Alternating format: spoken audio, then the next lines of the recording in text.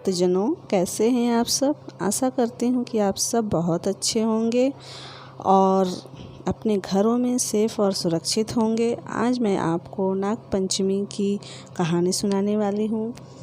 तो अगर आपको मेरी वीडियो ज़रा भी अच्छी लगे तो प्लीज़ लाइक करिएगा, शेयर करिएगा और सब्सक्राइब करिएगा और हमेशा मेरे चैनल पर आते रहिएगा। मेरे चैनल का नाम है हिंदू पूजा शक्ति।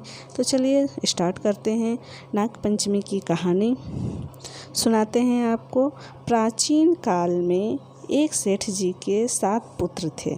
सातों के विवाह हो चुके थे। सबसे छोटे पुत्र की पत्नी बहुत ही चरित्रवान थी और सुशील थी, परंतु उसका कोई भाई नहीं था।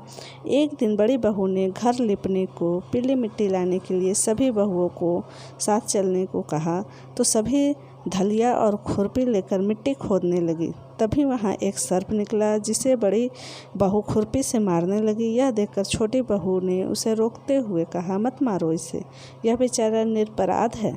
यह सुनकर बड़ी बहू ने उसे नहीं मारा। तब सर्प एक ओर जा बैठा। तब छोटी बहू ने उससे कहा, हम अभी लौट कर आती हैं, तुम यहाँ से जाना मत। यह कहकर वह सबके साथ मिट्टी लेकर घर चली गई और वहाँ कामकाज में फंसकर सर्प से जो वादा किया था उसे भूल गई। फिर उसके बाद उसे दूसरे दिन वह बात याद आई, तो सबको साथ लेकर वहाँ पहुँची और सर्प को उस स्थान पर बैठा देखकर बोली, सर्प भैया नमस्कार। सर्प ने कहा, तू भैया कह चुकी है, इसलिए तुझे छोड़ देता, नहीं तो झूठी बात कहने के कारण तुझे अभी डस लेता। वह बोली, भैया मुझसे भूल हो गई, उसकी क्षमा मांगती हूँ। और तब सर्प बोला, अच्छा तू आज से मेरी बहन हुई और मैं तेरा भाई हुआ, तुझे जो मांगना हो मांग ले। वह बोली, भैया मेरा कोई नहीं है, अच्छा हुआ जो तू मेरा भाई बन गया। कुछ दिन व्यतीत होने पर वह सर्प मनुष्य का रूप रखकर उसके घर आया और बोला कि मेरी बहन को भेज दो। सबने कहा कि इसके तो कोई भाई नहीं है, तो वह बोला, मैं दूर के रिश्ते में इसका भाई हूँ, बचपन में ही बाहर चला गया था। उसके विश्वास दिलाने पर घर के लोगों ने छोटी को उसके साथ भेज दिया। उसने मार्ग बताया कि मैं वही सर्प हूँ, इसलिए तू डरना नहीं और जहाँ चलने में कठिनाई हो वहाँ मेरी पूँछ पकड़ लेना। उसने कहे अनुसार ही किया और इस प्रकार वह उसके घर पहुँच गई। वहाँ के धन ऐश्वर्य को देखकर वह चकित हो गई। एक दिन सर्प की माता ने उससे कहा, मैं एक काम से बाहर जा रही हूँ, तो अपने भाई को ठंडा दूध पिला देना। उसे यह बात ध्यान नहीं रही और उससे गर्म दूध पिला दे, जिससे उसका मुख बेतरह जल गया।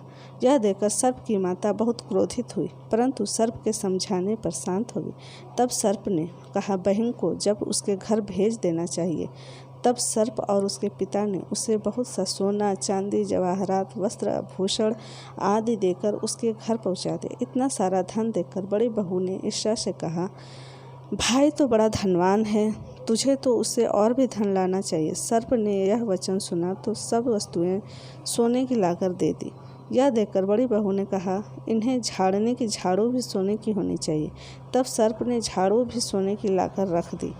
सर्प ने छोटी बहू को हीरा मणियों का एक अद्भुत हार दिया। उसकी प्रशंसा उस देश की रानी ने भी सुनी और वह राजा से बोली कि सेठ की छोटी बहू का हार यहाँ आना चाहिए। राजा ने मंत्री को हुक्म दिया कि उसे वह हार लेकर शीघ्र उपस्थित हो। मंत्री ने सेठ जी से जाकर कहा कि महारानी जी छोटी बहू का हार पहनेंगी, वह उससे लेकर मुझे दे दो। सेठ जी ने डर के कारण छोटी बहू से हार मंगा कर दे दिया। छोटी बहू को यह बात बहुत बुरी लगी। उसने अपने सर्प भाई को याद किया और आने पर प्रार्थना की, भैया रानी ने हार छीन लिया है, तुम कुछ ऐसा करो कि जब वह हार उसके गले में रहे तब तक के लिए वह सर्प बन जाए और जब वह मुझे लौटा दे तब हीरो और मणियों का हो जाए। सर्प ने ठीक वैसा ही कहा। जैसा ही रानी ने हार पहना वैसे ही वह सर्प बन गया। यह देखकर रानी चीख पड़ी और रोने लगी। यह देखकर राजा ने सेठ के पास खबर भेजी कि छोटी बहू को तुरंत भेजो। सेठ जी डर गए कि राजा न जाने क्या करेगा। वे स्वयं छोटी बहू को साथ लेकर उपस्थित हुए। राजा ने छोटी बहू से पूछा, तूने क्या जादू किया है? मैं तुझे दंड दूंगा। छोटी बहू बोली, राजन, धृष्टता क्षमा कीजिए, यह हार ही ऐसा है कि मेरे गले में हीरो और मणियों का रहता है और दूसरे के गले में सर्प बन जाता है। यह सुनकर राजा ने वह सर्प बना हार उसे देकर कहा, अभी पहनकर दिखाओ। छोटी बहू ने जैसे उसे पहना वैसे ही हीरे मणियों का बन गया। यह देखकर राजा को उसकी बात का विश्वास हो गया और उसने प्रसन्न होकर उसे बहुत सी मुद्राएं भी पुरस्कार में दी। छोटी वह अपने हार और इन सहित घर लौट आई। इसके धन को देखकर बड़ी बहू ने ईर्ष्या के कारण उसके पति को सिखाया कि छोटी बहू के पास कहीं से धन आया है। यह सुनकर उसके पति ने अपनी पत्नी को बुलाकर कहा, ठीक ठीक बता कि यह धन तुझे कौन देता है। तब वह सर्प को याद करने लगी। तभी उसी समय सर्प ने प्रकट होकर कहा कि यदि